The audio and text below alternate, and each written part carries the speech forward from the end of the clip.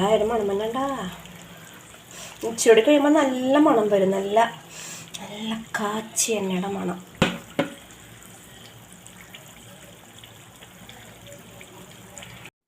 Hello കൂട്ടുകാരെ, എല്ലാവർക്കും നമ്മുടെ പുതിയൊരു വീഡിയോയിലേക്ക് സ്വാഗതം. അപ്പോൾ ഇന്ന് അടുക്കളയിൽ പാചകം ചെയ്യുന്നത് കഴിക്കാനല്ല കേട്ടോ. നമ്മളിന്ന് എണ്ണ കാച്ചി എടുക്കുന്നതാണ്. തലയിൽ തേക്കാനുള്ള കാച്ചി എണ്ണ നമുക്ക് എങ്ങനെ ഉണ്ടാക്കാമെന്ന് നോക്കാം. എല്ലാവരും എന്നോട് ചോദിക്കാറുണ്ട് കേട്ടോ, എങ്ങനെയാണ് ചേച്ചി ഇങ്ങനെ മുടി ഇങ്ങനെ, ആ മുടിയുടെ ലെങ്ത്തിൻ്റെ അല്ലെങ്കിൽ ആ മുടി അങ്ങനെ കൊണ്ടു നടക്കുന്നതിൻ്റെ സീക്രട്ട് ഒന്ന് പറയാമോ? ആകെ ഒരു സീക്രട്ടേ ഉള്ളൂ, ഈ എണ്ണയാണ്. ഈ എണ്ണ യൂസ് ചെയ്യും, പിന്നെ കുറച്ച് ചെമ്പരത്തി അങ്ങനെയുള്ള കാര്യങ്ങളൊക്കെ യൂസ് ചെയ്ത് ഒരു ചെറിയൊരു ഹെയർ മാസ്ക് പോലെ ഉണ്ടാകും. അത് ഞാൻ വേറൊരു വീഡിയോയിൽ പറയാം. ഇപ്പോൾ നമുക്ക് കാച്ചി എണ്ണ എങ്ങനെ ഉണ്ടാക്കാൻ നോക്കാം. നമ്മൾ പലരും മടിക്കുന്ന കാര്യം എന്താണെന്നോ, ഇത്രയും സാധനങ്ങളൊക്കെ വേണ്ടേ? നമ്മൾ ഒന്ന് തുനിഞ്ഞിറങ്ങിയതൊക്കെ നമ്മുടെ കയ്യിൽ കിട്ടും. നമ്മുടെ മാർക്കറ്റിൽ നിന്നാണെങ്കിലും അല്ലെങ്കിൽ വീടിൻ്റെ അടുത്തുള്ള പറമ്പിൽ നിന്നാണെങ്കിലും വീടുകളിൽ തന്നെയാണെങ്കിലും ഇതിൽ പറഞ്ഞിട്ടുള്ള ഒട്ടുമിക്ക സംഗതികളും ഉണ്ട്. ഇപ്പോൾ ഞാനിവിടെ നിന്ന് ചെമ്പരത്തി ആണെങ്കിലും കറ്റാർവാഴ ആണെങ്കിലും ഒക്കെ നമ്മുടെ പരിസരത്ത് നിന്നൊക്കെ തന്നെയാണ് പറിക്കുന്നത്. കിട്ടാത്ത സാധനങ്ങൾ നമുക്ക് മാർക്കറ്റിൽ ഇപ്പോൾ അവയിൽ. ഇപ്പോൾ എന്താ നമുക്ക് കിട്ടാത്തത്? ഒരു അരമണിക്കൂർ നമ്മൾ ഇതിന് വേണ്ടിയിട്ട് ഒന്ന് ചുറ്റി വന്നിട്ടുണ്ടെങ്കിൽ നമുക്ക് ഈ വക സാധനങ്ങളൊക്കെ നമ്മുടെ കയ്യെത്തും ദൂരത്ത് കിട്ടും കേട്ടോ. അപ്പം നമുക്ക് അതിന് വേണ്ടിയിട്ടുള്ള ഇൻഗ്രീഡിയൻസ് എന്തൊക്കെയാണെന്ന് നോക്കാം.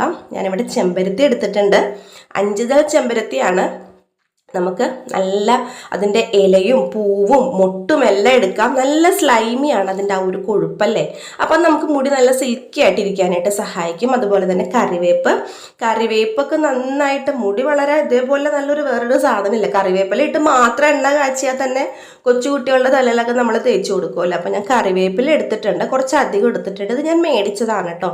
നമ്മുടെ അടുത്തുള്ള മരത്തിലൊക്കെ പുഴുക്കുത്താണ്. അപ്പം ഞാൻ കുറച്ച് നല്ല ഫ്രഷ് ആയിട്ടുള്ള കറിവേപ്പില മേടിച്ചിട്ട് വന്നതാണ്. പിന്നെ കറ്റാർവാഴ, കയ്യുണ്യം മീൻസ് ഭൃംഗരാജ, അതിൻ്റെ പൂവ് മുതൽ വേര് വരെ നമുക്ക് വേണമെങ്കിൽ എണ്ണ കാച്ചാനായിട്ട് യൂസ് ചെയ്യാം. കറ്റാർവാഴയുടെ ആ ഉള്ളിലുള്ള സ്ലൈമി ആയിട്ടുള്ള പോർഷനാണ്, ആ ഒരു ജെല്ല് പോലുള്ള ഒരു പോർഷനാണ് നമ്മൾ എടുക്കുന്നത്.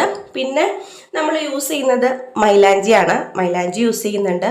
അതുപോലെ തന്നെ നെല്ലിക്ക, ചെറിയുള്ളി, ഉലുവ, പിന്നെ ആര്യവേപ്പ് നമ്മൾ യൂസ് ചെയ്യണം. നമുക്ക് തലയിൽ ഈ ഫംഗൽ പോലുള്ള സംഗതികളൊക്കെ വരില്ലേ, താരൻ, കൊച്ചു വെള്ള കളറിലെ വട്ടം, ഒരു ചെറിയൊരു ഇൻഫെക്ഷൻ പോലെയൊക്കെ വരില്ലേ, അതൊക്കെ പോകാൻ നല്ലതാണ്. ഉലുവ പിന്നെ പറയണ്ടല്ലോ, മുടിയുടെ വളർച്ചയ്ക്ക് സൂപ്പറായിട്ടുള്ള ഒരു സംഗതിയാണ് ഉലുവ. പിന്നെ നമ്മൾ യൂസ് ചെയ്യുന്നത് കുരുമുളകാണ്. കുരുമുളക് എന്തിനാണെന്ന് ഞാൻ അവസാനം പറയാം കേട്ടോ. അപ്പോൾ കുരുമുളക് ഇല്ലെങ്കിലും കുഴപ്പമില്ല, ഓപ്ഷണലാണ്. പിന്നെ നമ്മൾ ഇതെല്ലാം യൂസ് ചെയ്ത് നമ്മൾ തല കഴുകുമ്പോൾ ചിലപ്പോൾ നമുക്ക് നീർക്കെട്ടോ ചുമയോ അങ്ങനെ എന്തെങ്കിലുമൊക്കെ വരും. അപ്പോൾ അതൊക്കെ ഒന്ന് വരാതിരിക്കാൻ വേണ്ടിയിട്ടാണ് നമ്മൾ ചെറിയുള്ളി യൂസ് ചെയ്തതൊക്കെ. കാരണവന്മാർ പറഞ്ഞു കേട്ടിട്ടുള്ള അറിവാണ് കേട്ടോ, അല്ലാണ്ട് ഞാൻ സ്വന്തമായിട്ട് പറയുന്നതല്ല. നമ്മൾ ആ നീർക്കെട്ട് പോലുള്ള ബുദ്ധിമുട്ട് ഒഴിവാക്കാനും പിന്നെ ഉള്ളിയിൽ ധാരാളം ഫോസ്ഫറസ് ഒക്കെ അടങ്ങിയിട്ടുണ്ട്.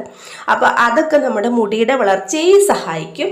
അതിനൊക്കെ വേണ്ടിയിട്ടാണ് നമ്മൾ ചെറിയുള്ളി യൂസ് ചെയ്യുന്നത്. അപ്പം ഞാൻ മൈലാഞ്ചിയുടെ എല്ലാം അവിടെ അന്നമോള് വിടിയിച്ച് എടുക്കുന്നുണ്ട്. അപ്പം ഞാൻ ബാക്കിയുള്ള സാധനങ്ങളൊക്കെ കൊണ്ടുവന്നിട്ടുണ്ട്. കറ്റാർവാഴ ഞാൻ കട്ട് ചെയ്തിട്ട് മാറ്റി ഒന്ന് വെള്ളത്തിൽ കുത്തി വെച്ചിട്ടുണ്ട്. അതായത് കറ്റാർവാഴയുടെ അടിയിൽ ഇങ്ങനെ അതിൻ്റെ കട്ട് ചെയ്യുമ്പോൾ തന്നെ ഒരു മഞ്ഞ കളറിലുള്ള ഒരു സാധനം വരും. അത് നമുക്ക് കയ്യിലൊക്കെ പിടിച്ചിട്ടുണ്ടെങ്കിൽ പയ്യെ ഒന്നൊരു ചൊറിച്ചിൽ വരും. അപ്പം അതൊന്ന് കളഞ്ഞ ശേഷം ഞാൻ എടുത്തിട്ടുണ്ട്. അപ്പോൾ ചെമ്പരത്തി, തുളസിയില, അതുപോലെ തന്നെ കറ്റാർവാഴ, അങ്ങനെയുള്ള പച്ച ഇലയായിട്ടുള്ള സംഗതികളൊക്കെ അവിടെ വെച്ചിട്ടുണ്ട്. ഞാൻ മിക്സിയുടെ ഏറ്റവും വലിയ ജാറാണ് എടുത്ത്. നമുക്ക് ചതച്ച് യൂസ് ചെയ്യാം കേട്ടോ.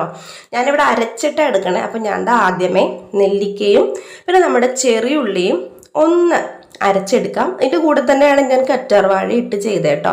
കാരണം അത് കണ്ടോ, കയ്യുണ്ണി ഞാൻ പറഞ്ഞില്ലേ, കയ്യുണ്ണി അരിയുമ്പോൾ തന്നെ നമ്മുടെ കയ്യിലൊക്കെ ഒരു കറുപ്പ് കളർ ഇങ്ങനെ വരുമെന്ന്.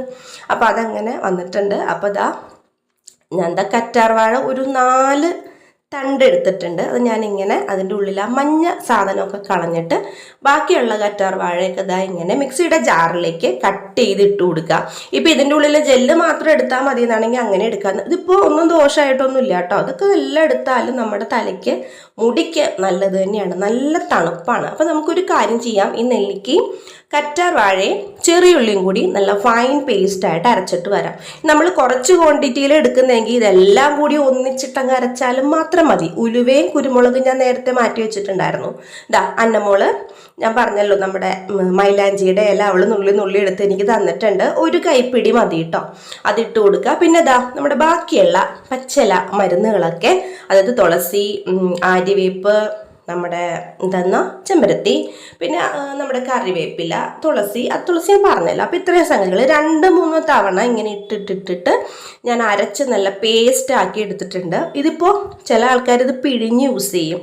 ഇത്രയും ക്വാണ്ടിറ്റിയിൽ ചെയ്തില്ലെങ്കിലും കുഴപ്പമില്ല കേട്ടോ. എനിക്കിപ്പോൾ കുറച്ച് നാളധികം വേണം, കുറച്ച് ക്വാളിറ്റിയിലും ക്വാണ്ടിറ്റിയിലും വേണം. നിങ്ങൾ വീഡിയോ ആയിട്ട് നിങ്ങളുടെ മുന്നിലേക്ക് എത്തിക്കുന്നതല്ല. അപ്പോൾ നല്ല ക്വാളിറ്റിയിൽ ഇരിക്കട്ടെ എന്ന് കരുതി ഞാൻ അധികം ക്വാണ്ടിറ്റിയിലാണ് ഇൻഗ്രീഡിയൻസ് എല്ലാം എടുത്തിട്ടുള്ളത്. അപ്പോൾ അതാ പച്ചയായിട്ടുള്ള എല്ലാ ഇൻഗ്രീഡിയൻസും അരച്ച് നല്ല വെണ്ണ പോലെ കൊണ്ടുവന്നിട്ടുണ്ട്. വെള്ളം ഒന്നും ചേർക്കണ്ട കേട്ടോ, അതിൽ തന്നെ ഓൾറെഡി വെള്ളമുണ്ട്. നെല്ലിക്കയിലാണെങ്കിലും കറ്റാർവാഴയിലാണെങ്കിലും ഈ ഇലകളിലൊക്കെ ആണെങ്കിലും ഒക്കെ നല്ല രീതിയിൽ വാട്ടർ കണ്ടന്റ് ഉണ്ട്. ഒരു തുള്ളി വെള്ളം ചേർക്കേണ്ട, നല്ല പട്ടുപോലെ നമുക്ക് അരച്ച് ഇവിടെ കിട്ടും. നമ്മൾ ഉലുവയും കുരുമുളകും ഒന്നും അരച്ചിട്ടില്ല കേട്ടോ, അത് മാറ്റി വെച്ചേക്കാണ്. പിന്നെ ഏറ്റവും ലാസ്റ്റ് നമ്മൾ വേറൊരു സീക്രട്ട് ഇൻഗ്രീഡിയൻറ്റ് കൂടി ചേർക്കുന്നുണ്ട്, അത് ഞാൻ പറയാം. ഇതിനെ കൂട്ടത്തിൽ കാണിച്ചിട്ടില്ല.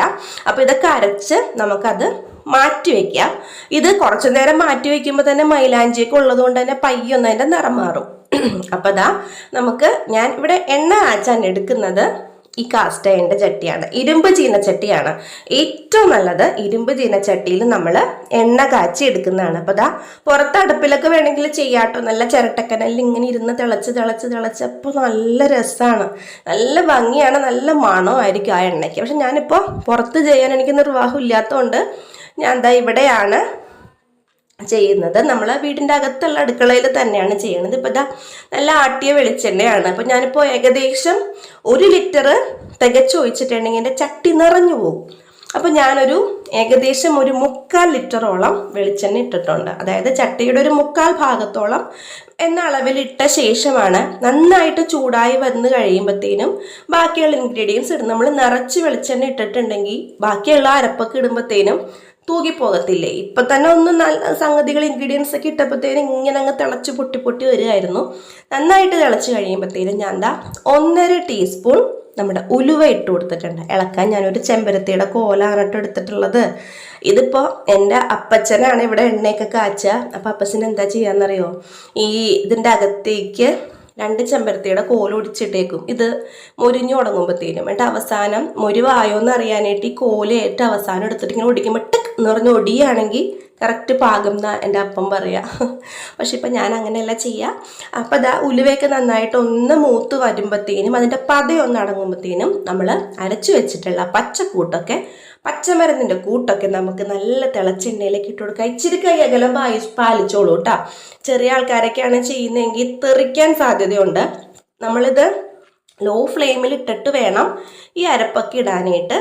ഞാൻ പറഞ്ഞില്ലേ, ഈ പച്ച അരപ്പൊക്കെ ഇട്ടപ്പോഴത്തേനും തന്നെ ചട്ടി നല്ല അസലായിട്ട് ഒന്ന് നിറഞ്ഞിട്ടുണ്ട്. അപ്പോൾ ആ വെളിച്ചെണ്ണ മുഴുവൻ ഞാൻ ഒഴിച്ചിരുന്നെങ്കിൽ തൂകിപ്പോയേനെ. എൻ്റെ ഞാൻ ഇങ്ങനെ ചെമ്പരത്തിയുടെ കോല് കൊണ്ട് തന്നെ ഇങ്ങനെ ഒന്ന് ഇളക്കി എല്ലായിടത്തേക്കും ആ അരപ്പൊന്ന് എത്തിക്കുകയാണ്. ഇത് പെട്ടെന്നൊന്നും ആവില്ല കേട്ടോ, നല്ല ക്ഷമയോടുകൂടി ചെയ്യേണ്ടതാണ്. പിന്നെ വേറൊരു കാര്യം, നമ്മൾ ഇത് അങ്ങോട്ട് തേച്ച് കഴിയുമ്പോൾ തന്നെ മുടിയൊന്നും വളരത്തില്ല. ഒരു മാസമെങ്കിലും കണ്ടിന്യൂസ് ആയിട്ട് നമ്മൾ യൂസ് ചെയ്യണം.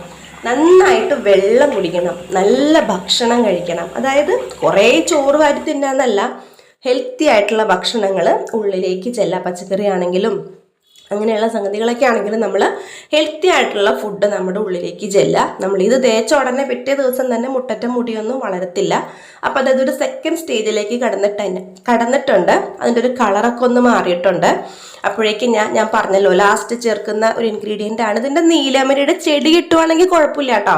ഇതിപ്പോൾ ഇതിൻ്റെ അകത്ത് അവർ എഴുതിയിട്ടുണ്ട്, ഇത് എണ്ണ കാച്ചാൻ വളരെ നല്ലതാണെന്ന് അവർ എഴുതിയിട്ടുണ്ട്. അതുപോലെ തന്നെ മുടി കറുപ്പിക്കാനും നമുക്കൊരു മാസ്ക് ആയിട്ട് ഹെയർ മാസ്ക് ഒക്കെ ആയിട്ട് യൂസ് ചെയ്യാനും നല്ലതാണ്. അതുപോലെ തന്നെ താരൻ പോകാനും നമുക്ക് ഈ ബേബി ഹെയർസ് ഒക്കെ നരച്ചു വരില്ലേ നമ്മുടെ ചെവിയുടെ വശത്തൊക്കെ, അപ്പോൾ അതൊക്കെ ഇല്ലാതിരിക്കാനായിട്ടൊക്കെ യൂസ് ചെയ്യാനായിട്ട് നല്ലതാണ്. സൈഡ് എഫക്റ്റ് ഒന്നും ഇല്ലാത്ത സംഗതിയാണ്. അപ്പോൾ ഞാൻ ഇൻഡിഗോ, നമ്മുടെ ഡൈയിലൊക്കെ ചേർക്കുന്ന ഇൻഡിഗോ പൗഡർ ഇല്ല, അത് തന്നെയാണ് കേട്ടോ ഇത്. നമുക്കിത് കടയിൽ മേടിക്കാൻ കിട്ടും. ഇത് ചെടിയായിട്ട് പറമ്പിലൊക്കെ ഉണ്ടാവും. പക്ഷെ ഞങ്ങളുടെ ഈ ഭാഗത്തൊന്നും കിട്ടാനില്ലാത്തതുകൊണ്ടിട്ടാണ് ഞാനത് മാർക്കറ്റിൽ നിന്ന് മേടിച്ചത്. അതേപോലത്തെ ഒരു പച്ച കളറാണ്, നല്ല പൊടി പോലെ ഇങ്ങനെ ഇരിക്കും. നമുക്കപ്പോൾ ഇതും കൂടി നമുക്ക് നമ്മുടെ എണ്ണക്കൂട്ടിലേക്ക് ചേർത്ത് കൊടുക്കണം. അപ്പോൾ ഇത് ഏകദേശം ഒരു 2 ടീസ്പൂണോളം ഞാൻ ഇൻഡിഗോ പൗഡർ എടുത്തിട്ടുണ്ട്. നമ്മുടെ ഇത് എന്താ പറയുക, എണ്ണ കാച്ചിയ എണ്ണ ഏകദേശം ഒരു ഫൈനൽ സ്റ്റേജിലേക്ക് വന്നിട്ടുണ്ട്. ഞാനപ്പോൾ ഫ്ലെയിം ഓഫ് ചെയ്ത ശേഷമാണ്, ലോ ഫ്ലെയിമിലാക്കിയ ശേഷമാണ് ഇൻഡിഗോ പൗഡർ ഇട്ട് കൊടുത്തത്. നന്നായിട്ടൊന്നത് എല്ലാ ഭാഗത്തേക്കും എത്തത്തക്ക രീതിയിൽ ഞാൻ ഇളക്കി കൊടുത്തു. അപ്പോഴേക്കും ഞാൻ ചെമ്പരത്തിയുടെ കോലൊക്കെ മാറ്റിയിട്ടോ, എന്നിട്ട് ഞാൻ കയ്യിൽ ഉപയോഗിക്കാൻ തുടങ്ങും. കടി താഴ്ത്തി ഇളക്കണമെങ്കിൽ കയ്യിൽ വേണം. അപ്പോൾ ഞാൻ അങ്ങനെ ചെയ്തിട്ടുണ്ട്. ഏറ്റവും ലാസ്റ്റ് ഞാൻ ഫ്ലെയിം ഓഫ് ചെയ്ത ശേഷം ഒരു 10 കുരുമുളക് ഇട്ട് കൊടുക്കുക. ഇതൊക്കെ ചേർക്കുമ്പോൾ എൻ്റെ അമ്മേനോട് അപ്പച്ചനോടൊക്കെ ഞാൻ ചോദിക്കുമ്പോൾ അവർ പറയാ എണ്ണ കേട് വരാണ്ടിരിക്കാൻ, പെട്ടെന്ന് കേട് വരാൻ ഒരു വാക്ക് ഉപയോഗിക്കും, എണ്ണ മുറുകെ ഇരിക്കാൻ വേണ്ടിയിട്ടാണ് ഇങ്ങനെ ഇടുന്നെന്നാണ് അവരൊക്കെ പറയണത്. അപ്പം ഞാനും അത് ഇട്ടിട്ടുണ്ട്. അതിൻ്റെ വശങ്ങളൊന്നും നമുക്കറിയില്ല, കുരുമുളക് ചേർക്കുന്നതിൻ്റെ ബാക്കിയൊക്കെ നമുക്കറിയാം. ഈ പറഞ്ഞ ഇൻഗ്രീഡിയൻസ് എല്ലാം മുടി വളരാനും മുടി കറുക്കാനും അതുപോലെ തന്നെ ബേബി ഹെയർസ് ഉണ്ടാവാനും കുട്ടി കുട്ടി മുടികളൊക്കെ നമുക്ക് മുളച്ച് വരാനായിട്ടൊക്കെ നമുക്ക് നല്ലതാണെന്ന് അറിയാം. ഈ ഇരുമ്പ് ചീനച്ചട്ടിയിൽ നമ്മളൊരു 7 ദിവസം അത് സൂക്ഷിക്കണം. അതിന് ശേഷം വേണം അരിച്ചെടുക്കാൻ. അപ്പോൾ ആ ഒരു ഭാഗം ഞാൻ വേറെ ഏതെങ്കിലും ഒരു വീഡിയോയിൽ ഇൻക്ലൂഡ് ചെയ്യാവുന്നതാണ്. അപ്പോൾ എല്ലാവരും ഒന്ന് ട്രൈ ചെയ്ത് നോക്കുക. നമ്മുടെ ചാനൽ ആദ്യമായിട്ട് കാണുന്ന ആരെങ്കിലും ഉണ്ടെങ്കിൽ സബ്സ്ക്രൈബ് ചെയ്യാൻ മറക്കരുത്. തൊട്ടടുത്ത ബെൽ ബട്ടണും കൂടി ഒന്ന് പ്രസ് ചെയ്യുക. വീഡിയോ കണ്ട എല്ലാവർക്കും താങ്ക്